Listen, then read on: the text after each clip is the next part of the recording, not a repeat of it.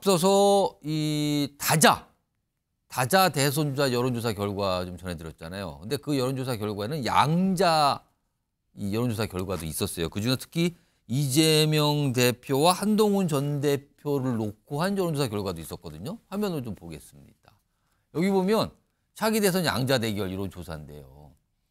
이재명 대표가 46%, 그다음에 한동훈 전 대표가 23%, 차이가 뭐 거의 2배 정도 나는데, 근데 가운데 보면은요, 지지 후보 없음이 29, 모르겠다가 2, 그러니까 여기 합치면 31%가 지지한 쪽이 없거든요. 그리고 모르겠거든요. 응답 안 하거든요. 30%도 없네요. 여기는 상당히 또 많습니다. 이런 상황에서요, 어제 한동훈 대표와 가까운 분들, 이른바 친한계 정치인들이 한동훈 대표의 향후 어떤 뭐랄까요? 행보에 대해서 얘기를 좀 꺼내놨습니다. 들어보시죠. 아마 1월부터는 뭐 어떤 행동을 좀 할 겁니다. 뭐 죄 짓고 도망간 게 아니잖아요. 그리고 뭐 자숙해야 될 뭐 그런 부분들이라는 거는 내가 왜 그 뒤통수를 맞았을까 이런 부분들에 대해서는 뭐 충분히 생각을 해야 되겠지만 본인이 뭐 그 잘못을 해서 그런 것이 아니기 때문에 우리가 앞으로 국가가 어떻게 가야 될지 부분에 대해서 본인의 목소리를 내지 않을까 이런.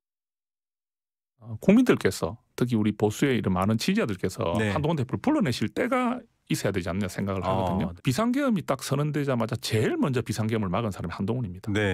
그때 제가 한동훈 대표 함께 그 국회로 뛰어갔던 사람이거든요. 이 부분에 대해서 분명히 한동훈 대표에 대한 평가가 다시 나올 때가 올 것이라고 생각하거든요. 자, 최선 평론가, 지금 친한계 정치인들이 1월부터 행동을 제기한다? 이런 전망을 내놨어요. 하겠다 예고일까요? 그런데 당장 보면 당 내에서는 이른바 뭔가를 운신을 할 무대가 없고, 그리고 당내 사실은 세력도 그다지 크지 않다 이런 평가잖아요. 어떻게 어디서 활동을 제기한다는 걸까요? 저는 성동격서 전략을 쓸 거라고 보니까 성의 이제 그 동쪽을 노리면서 이제 일제 서쪽을 겨냥하는 거죠. 사실 동쪽을 노리는데 지금 국힘 내부에서 본인이 할 수 있는 게 없어요. 그렇다면 외곽, 즉 민심의 영역을 돌면서 본인이 여론전을 외곽으로부터 펼치면서 이제 중원으로 들어가는 이제 그런 아마 구도를 펼칠 것이라고 저는 예상을 하는데 지금 현실적인 상황에서 지금 한동훈 대표가 갖고 있는 상징 자본은 두 가지가 있습니다. 첫 번째는 계엄을 반대했다는 거. 그리고 확실하게 대통령의 하야를 요구하면서 뭔가 윤석열 대통령이 차별화를 했다는 지점이 하나가 정치 상징 자본이고, 두 번째는 뭐냐면 한동훈 대표가 명태균 리스트, 이른바 명태균 리스트에서 자유로운 정치인이에요. 그런 측면에서 두 가지 상징 자본이 있는데 과연 이것만 가지고 그렇다면 지금 국민의힘 그 안으로 들어갈 것인가? 아까 말씀드렸듯이 현재 이 정치적 격변기에서 나오는 여론조사는 여론 유동성이 커요. 그렇기 때문에 우리가 뭘 봐야 하냐면은 이게 지금 날씨는 매일매일 뭐 흐리고 맑고 그다음에 비 오고 바람 불고 하는데 기후는 한번 정하면 변하지가 않아요. 그런 측면에서 한동훈 대표는 이 날씨보다는 아마 기후가 될 때를 기다려서 다시 중원으로 진입할 것이다 라고 생각합니다. 박원석 전 의원님은 한동훈 전 대표, 글쎄요, 어떤 정치적 경쟁력과 관련해서 홍준표 대구시장, 오세훈 서울시장 등과 비교하면 어떻게 좀 판단하십니까? 그러니까 비상계엄 사태 이전까지만 하더라도 한동훈 대표가 국민의힘의 차기 주자들 중에 굉장히 유력한 압도적인 그런 경쟁력을 보였던 건 사실이에요. 또 지난 전당대회에서 그런 경쟁력을 등에 업고 당원과 지지자들의 압도적 지지로 당선이 됐는데, 결국 이 비상계엄과 이제 탄핵 사태에서 한동훈 대표의 입장, 처신에 대해서 전통적 지지층이라고 할 수 있는 보수층이 좀 등을 돌린 게 아닌가. 그게 여론조사 지표에 반영이 돼서 다자에서도 양자에서도 경쟁력이 현저히 줄어든 이런 모습을 보이고 있는데요. 그러나 이건 이제 지금 상황인 거고, 앞으로 이게 상황이 전개됨에 따라서 국민의힘의 다른 주자들이 민주당 후보를 상대로 승리할 가능성이 거의 없다라는 어떤 그것이 현실로 드러나게 됐을 때 다시 한동훈 대표를 소환할 가능성이 있어요. 문제는 그때 한동훈 대표가 이길 수 있느냐, 이게 이제 관건이 될 겁니다. 근데 지금 보이는 경쟁력으로서는 한동훈 대표를 설사 소환한다 그래도 이기기 어려운 상황이거든요.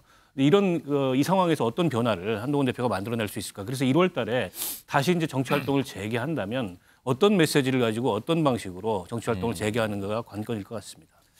이런 상황에서요, 이 여당 내 잠룡으로 꼽히는 홍준표 대구시장, 사실은 얼마 전에 조기 대선 가능성을 얘기하면서 출마 의향을 공개적으로 밝히기도 했거든요. 그런데 오늘 본인이 어떤 입장을 내는데 이게 최상목 권한대행과 관련돼 있어요. 화면으로 좀 보겠습니다. 일개 장관에게 임명장 받는 헌법재판관을 얼마나 약간 속을 썼는데 일개 장관 여기서 최상목 권한대행 얘기를 한 거죠. 기재부 장관의 대통령 놀이가 참 기막힌 노릇이다. 대통령 놀이 하겠다고 비판합니다. 그리고 일개 장관한테 임명 이런 얘기 써요.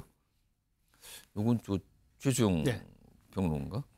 앞서 제가 말씀드렸지만 조기 대선 가능성 얘기하면서 출마 의향을 일찌감치 밝혀놨어요.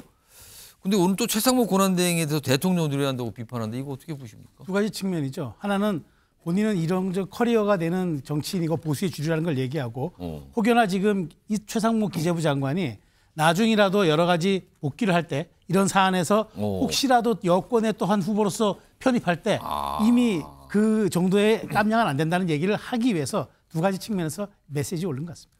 박원석 전 의원은 저 글 어떻게 보셨습니까? 그러니까 지난 대선 경선의 교훈을 홍준표 시장이 이렇게 받아들이고 있는 것 같아요. 지난 대선 경선에서 당 밖에서 즉 국민 여론조사에서는 이기고 당원 투표에서 졌거든요.